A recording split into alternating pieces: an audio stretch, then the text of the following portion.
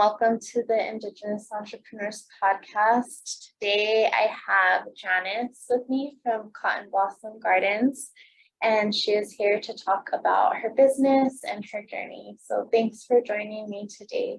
Thank you, Cecilia, for the opportunity to be here this morning. I'm really excited to share my story. Awesome. Well, I'm excited to hear it.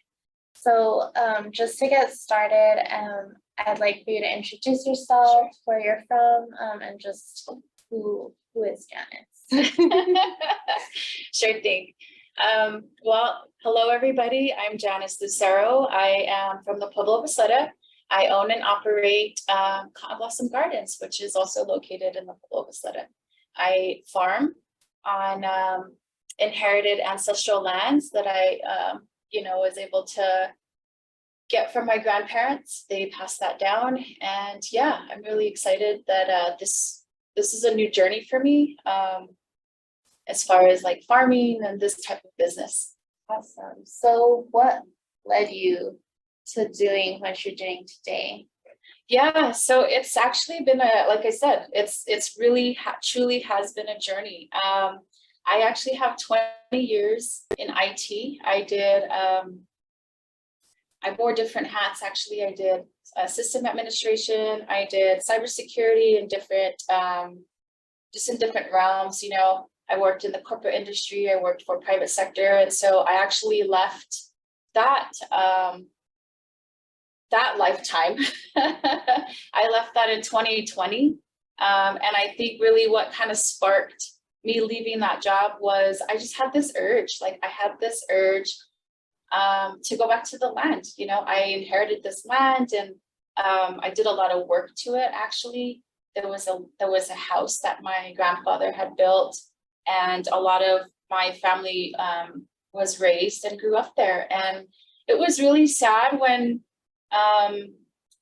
the work really started on the land, because we knew that the house couldn't be saved. It actually, there was asbestos in the roof, and it really needed to come down. We had contractors come in and take a look at it, and there was just like so much work that would need to be done. And thankfully, my tribe had a program. The environmental department had a program. They had funding, actually. And so I received some funding to demolish it. However, they demolished it, but we still had to go and pick up the debris, and that took some time. But just being there really kind of made me think of my grandparents, really made me think of what was really important. At that time, it was COVID, and I think like, oh my gosh, you know, there was just this urgency to do something. We were all in lockdown. We were all in isolation. And I think at that time, it just really sparked like an urge, you know, to do something with the land. How I was going to do that, I had no clue, to be honest with you. Yeah. I just knew that I had to get the land ready. And once it was, you know, it took us a couple years. It took us at least, you know, a good 2 years to one year just demolishing and, you know, getting the debris out. And the last part was just getting the bigger stuff, like bigger concrete. So the bigger debris we had to take out. And, you know, at that point in my career, it was crazy. I was really like on top of my game. Like I was finally like Career woman. Yeah. I mean, I had just gotten a promotion. I was at my salary that I wanted finally, right? And I was like, man, but it was like, you know, for so long I felt like I chased money in that sector anyways, in that realm of, you know, and I really didn't want to do that. And it was a continuation of me having to prove myself all the time in this field, especially in the IT field, because it's really male dominated. And it was like, I was tired of it, you know, and I really wanted to follow my own passion and follow my own dreams. And I really felt called to the land. And so our family has always, you know, grew food. But I never really was like involved somehow, you know. I was just like, I would watch and we would go and help here and there. But I think again, it was just the pandemic that was like, man, you know, what is true sustainability look like? Yeah. You know, and how does that look like for Native peoples and communities, especially even in businesses? How did business even sustain? Yeah. You know, during crises and pandemics. And so it just really made me think what was important. And I felt like, you know, hey, like if I could grow food and provide for my family and my community and my friends, like that was where my heart was at. And I just kind of followed that passion. Yeah. I feel like it's almost your ancestors kind of calling you back to the land, saying, Absolutely. Reconnect with your roots. That's beautiful. And it truly is, Cecilia, it really is, because, you know, during our cleanup, during the time that we were taking things out, the logo actually got inspired by a piece of pottery that I found on the land. Yeah, so I have a picture of it, I'll show you, but it was a pottery that my grandparents had painted, and I found this, it was like a plate, and I kept it, and I was like, man, I really want to incorporate something with this design. And that's how this logo kind of came to be. But that's awesome. Yeah, there's a lot to the logo as far as, you know, the connection to the ancestors, and also tied to myself. Cotton Blossom is actually my Tiwa name.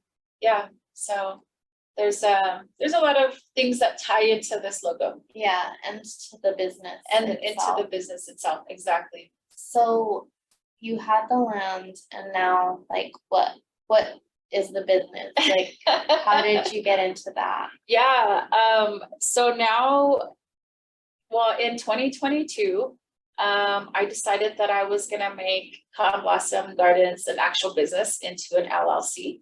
And I, you know, along this journey, there has been organizations that have helped. I mean, when I jumped into the farming, I was able to connect with some really great organizations. I was able to connect with just people who were really wanting to help, you know, how could we help you? And so some of those resources were available and some of them weren't, right? Yeah. And some of the resources that were available were some funding from an organization that I currently still have a great working relationship with, and that's New Mexico Community Capital. They provided a really great cohort for Native farmers, and that's really where I expanded my network for business, but also meeting people in the same field. You know, how are they making farming a business? How are they making, you know, this successful for them? Mm-hmm. And I think for me, it was just an eye opener, and I was able to really just listen and you know, take in the information that these individuals, entrepreneurs, that they've already, you know, were there, and just, you know, taking the information from them. But yeah, you know, and also just asking politely, like, hey, you know, how did you do that? Who was your point of contact? Where can I get that information? But yeah, it was really interesting how, you know, I walked into the farming, into this whole space, and I love it. You know, I feel like the most happiest being here doing this work. So you feel the most happiest doing this work? Yes. Like it's what you're supposed to be doing. I feel like I am. Yeah, you know, there's not a lot of money in farming. There really isn't. So I think, you know, being an entrepreneur and being creative, especially if you're in this type of business, you really have to be creative. You really have to see what you can do to maximize the revenue possibly that that's going to be coming in. Yes, you grow for family. Yes, you grow for friends, but at the end of the day, you got to survive. And for me, you know, I was really fortunate to find, like I said, these organizations who were already doing the work. They had some of that network already established, which was great. And I just kind of tapped into them. You know, I said, hey, I'm a new farmer. You know, what do I have to do? And so there's always a process to get your food out there. You know, one of the things I had to do was get a food handler's course, especially, if you're going to be selling food to the public. And so that was one of the steps I took. And I really loved salsa, like I said. Yeah. And my thing was like, how could I bring in revenue from my farm? One, yes, I'm helping my family, my friends, because a portion of my vegetables actually get sold to a program called Fresh RX. So half of your vegetables get sold to a program. Right. Yes, it's a state program called the Fresh RX program. I work with native farmers and other farmers, and what they do is they provide produce bags to communities, to public communities, urban native communities. And so this year I sold 200 pounds of my carrots, and it helps the farmer, it helps the economy, but also it's no cost really to the families, because the state, that funding basically goes to these tribal programs, and the tribal programs then identifies these families, and they get these produce bags. So that's what I'm doing now with some of the produce, and some of it, like I said, I actually make salsa, and this is a value added product that I sell. I grow everything at my farm, the cilantro, the tomatoes, the yellow hots, the jalapenos, the onions. And so, I think just being creative in that way has helped me, bring in that diversifying like your income stream. Right. Yes. Trying to balance it. Right. Yeah, that's awesome though. Because it sounds to me like you, with the program that you work with, you get some income from that to your business, but then you're also providing to your community. Exactly. And then you have this in addition to that. Mm-hmm. So it's just kind of like a diversified business model. Right. Yeah. And honestly, like I think too, like one of the biggest things that I haven't done, and I would probably recommend is, like really have a path to, how you see yourself, your business growing. I think that's, like you said it, your business model, your layout of your business. And I think like for me, I didn't start that. There's things that I did do and didn't do, but somehow we get to the same destination. Right? Yeah, that's part of the entrepreneurial journey. I feel like, because I think if you're the type of person, or if you just plan too much, then you're never gonna do it, because everything has to be perfect. So like truly, a lot of entrepreneurs that I see, they have an idea, they kind of jump in head first. Of course, the planning and strategy needs to come eventually, but if you never take that first step, if you're just so focused on the planning, sometimes you never take that first step. Exactly. Yeah.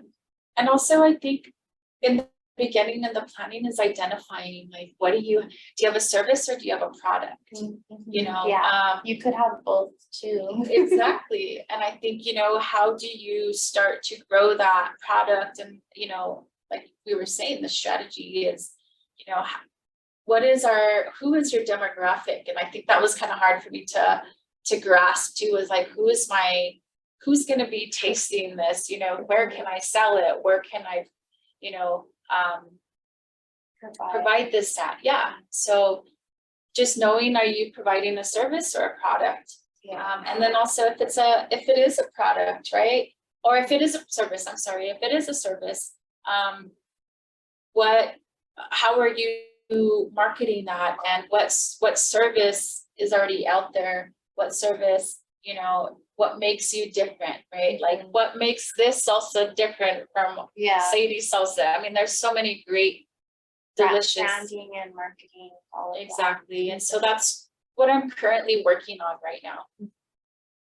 Well, I think you have a great start. And I would say this is definitely different than like a lot of the salsas out there. They're more blended. Right. So yours, you can actually taste and experience the different vegetables. Thank you. in it. Yeah. Thank you. So that's one of your, I would say, differentiating factors that you can kind of think about how to market it. I appreciate that feedback. Thank you. Yeah.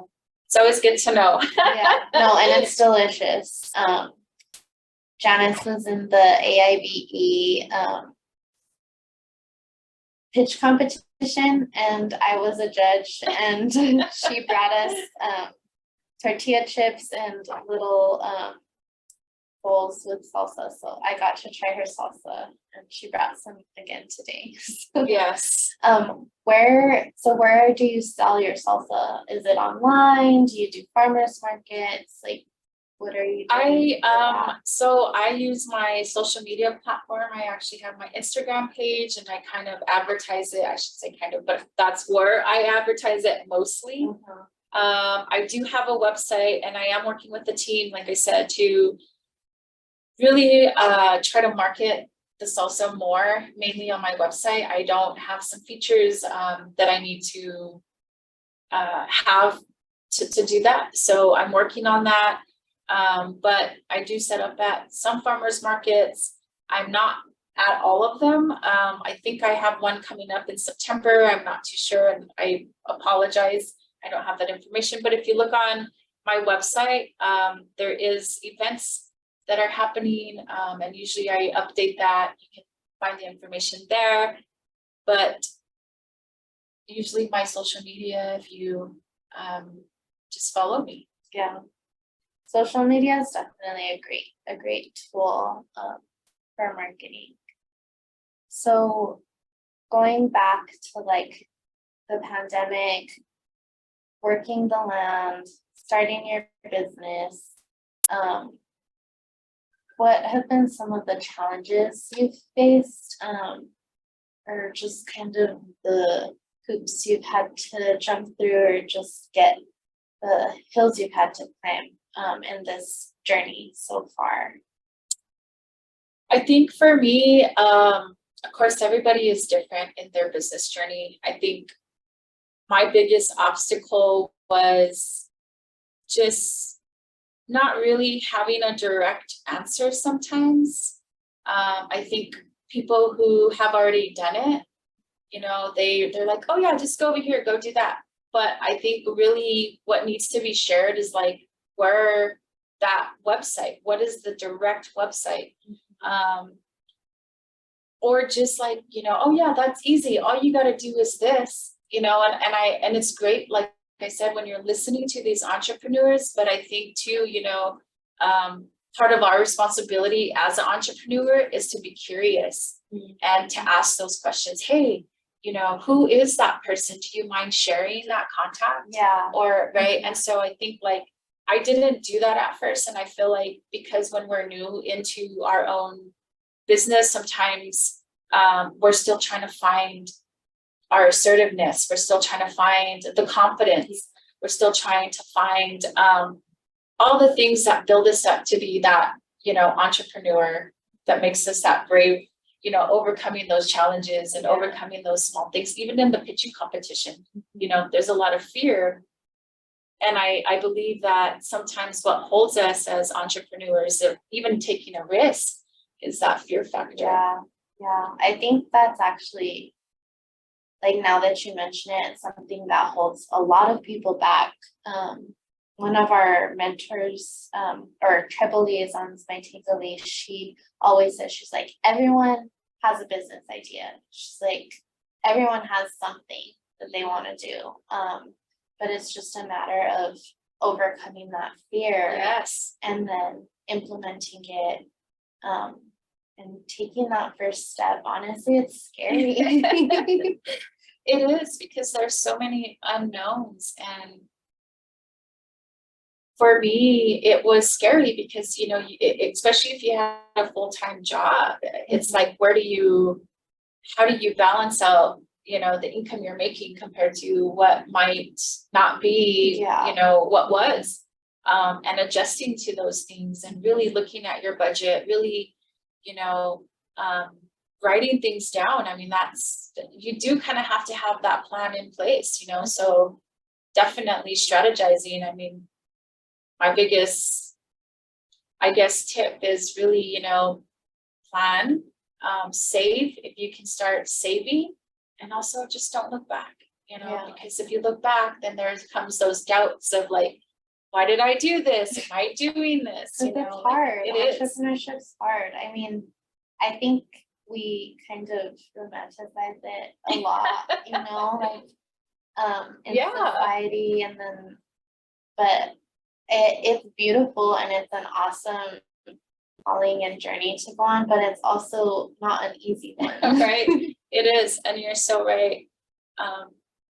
The feeling of having your own business and, you know, trying to succeed in the way that you see your business wanting to grow and being creative, you know, you really do. I think that's part of being successful, is having some creativity and being innovative in the way business is being dealt. You know, I've never owned a farming business, and so exploring through this has, yeah, it's been challenging, and there has been rewarding times. Mhm. And I think feeling both of those things, you know, has taught me that I just got to continue to believe in my product. I got to continue to believe in what I'm doing, and And you your know, vision. and the vision and the Yeah. mission. Yeah. Awesome. So how have you, like, how do you think not just your business, but entrepreneurship in general can impact, like, how has it impacted yourself, but then how do you think it can impact your community of Isleta? I love that question. I think how it's impacted me has really opened my eyes to a lot of the, like, you know, taxes, a lot of the regulations, like what am I responsible for? Things that you don't really think about when you're working for a company. And I think that really has opened my eyes to, like, okay, how, if I am set up as an LLC, or if I am set up as a sole proprietor, you know, what are those benefits? What does that look like? You know, because I think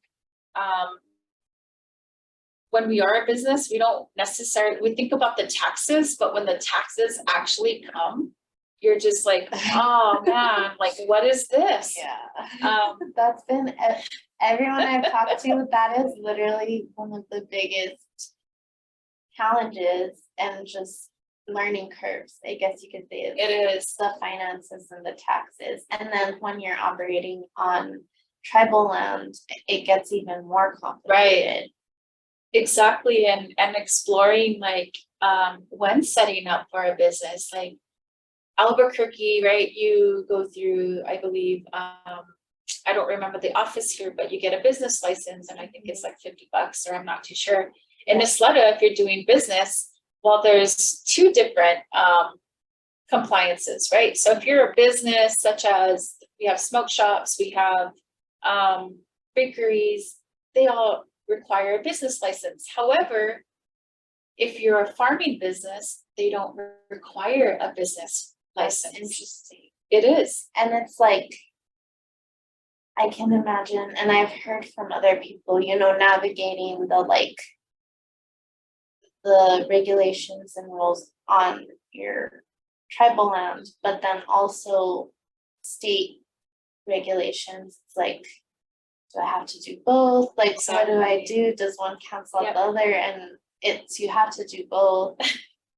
So then it's like you're doing double the work to get registered. But I mean, I think it probably eventually pays off for your community.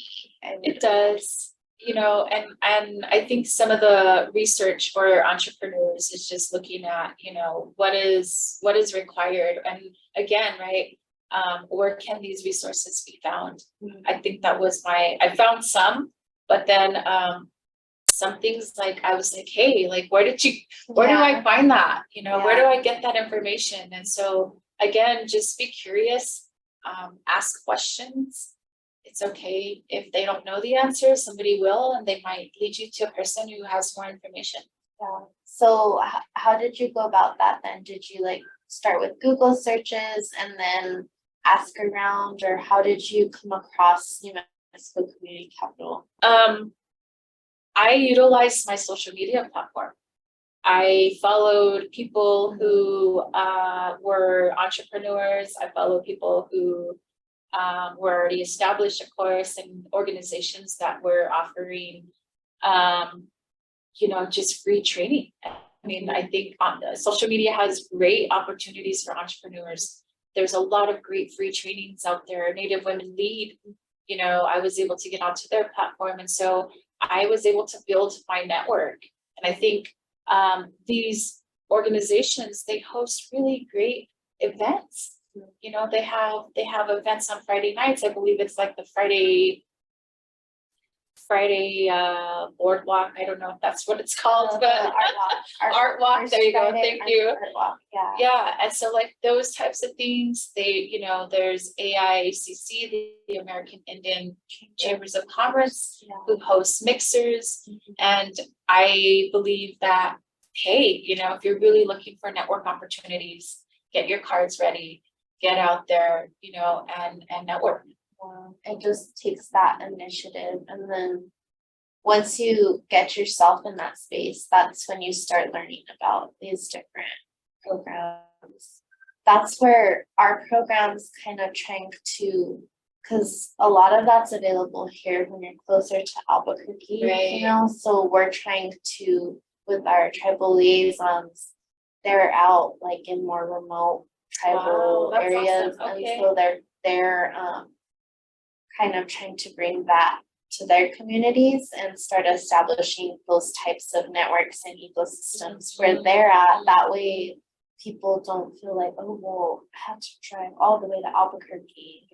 There's something closer to them. So I think there's a few entrepreneurs in Gallup, Native women, who are kind of starting to create that type of network in Gallup. And then I know like Farmington Shiprock is starting to have some more activities. Okay. So yeah, it's exciting. I love it. I love the empowerment. I think that's what it is we're all here to inspire and empower one another, through our journeys of entrepreneurship, because sometimes it's not as easy. We don't always have the funding or the resources like you're saying. So and then it's also like it's hard sometimes being an entrepreneur because it can be isolating. Like if you don't have that network or those people that you can turn to, ask questions to, it can be like, where do I go? What do I do? And you can feel really alone. So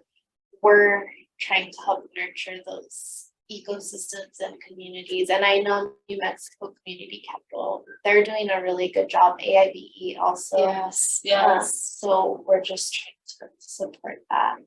Absolutely. And if you all, new entrepreneurs, you have a social media, follow these organizations, look at their free webinars, their free events that they have going on. And I do like that most of these online courses or what they offer are they're Zoom, so or Teams, Google Teams. You can do it from where you can do it. Even if you're out on the res.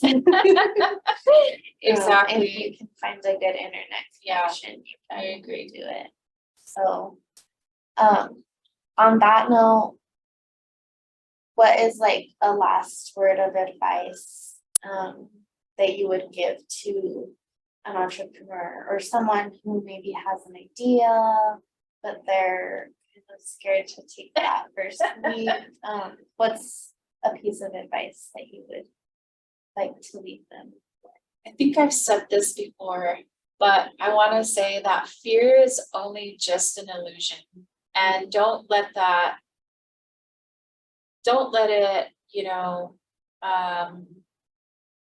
disable you in any way to follow your dreams. I think that everybody has some type of talent and ability and idea that, can bring happiness to themselves, but also to the world. And I think just being creative in your own, believing really in yourself and being creative is really where it's at. If I didn't believe in myself and I I wouldn't be here really. I would continue to be working for a corporate industry and, Yeah. you know, working crazy hours and being in demand, you know, and so I think too, just be curious, you know, again, be curious, ask questions. If you know somebody already in the field, great. I mean, ask them how they got there, you know, and ask them, like I said, you know, politely, hey, you know, do you have a resource you can share? Is there a contact, you know? But again, just keep an eye out for some of these free courses that are out there. YouTube has some cool things too for entrepreneurs that I follow. I think one of them was like, I have to get a list of it because I don't remember. There's a lot out there, and we can link them. Yes, thank you. Later. You can send me the link. I will. But YouTube University. Yes. Good learning tool also. I think like all that you're saying also, I think it goes back, you know, to those roots, to the ancestors, to the, because that like commerce, entrepreneurial, innovative mindset and spirit it's been there, It you has, know, yes. and it's part of the culture. And I think I love sharing people's stories because I hope it'll help other people realize, you know, that that's already in you. Right. And you can, if you have an idea, there's other people like going for it already. Yeah. So I love what you said, you know, and I think you're right with the ancestors. With it is in us, you know, they were already the true entrepreneurs. They had to get out and provide, you know, survival was working either for somebody, but mainly for themselves. And you know, we see that in old pictures. We see that, you know, even in our parents and even our siblings that are just like, dang, you know, they're like out there, they're doing it. yeah. But we have it in us too. And I think it's just, it takes time to develop, you know, that vision and that plan. But I think if, you know, you're called to pursue a business, an idea, why not? Yeah. You know. And then there's also that idea of, you know, leaving. Richard Luarkey, he's on our advisory board, and then my take-a lead also likes to say this, but like leaving the ladder down, you know, so like for the entrepreneurs who are already on their journey, they've kind of been through some of those challenges, you know, that idea of leaving the ladder down for people coming after you. Right. Yeah. And I also like the idea of some of the entrepreneurs, these businesses who are, you know, at a very successful state. Some of them offer, you know, they offer what are they called? Internships. Yes. Like yeah. And I love that. And I think that too is just another way to build your confidence, to also build, you know, just your knowledge on business. Just staying aware of, you know, what's going on, you know, what are the processes that are being implemented. And I think business really is like, what's our process? What's the process to, you know, making this great salsa? What is the process there? Yeah. Definitely. Well, thank you for your time and your story and just coming to the local rainforest, bringing your salsa. I really appreciate it, and your presence and your words. But where can people find you if they want to purchase some of the salsa, if they want to learn more about Cotton Blossom Gardens? Because I know you do more than just the salsa. So. I do. Yeah, there's a lot more the work that I do besides just making this delicious salsa. But if you do want some, you can follow me on my Instagram, Cotton Blossom Gardens. Also, you can visit me on my website. I'm hoping to have the ability to order directly from there soon, but that website is www.cottonblossomgardens.com. And yes, on that website, you can see more of the work that I do. Yeah, and we'll link all of that Thank you. too. So thank you so much. Thank you too. I appreciate you guys today. Thank you all for watching and following and supporting. Thank you.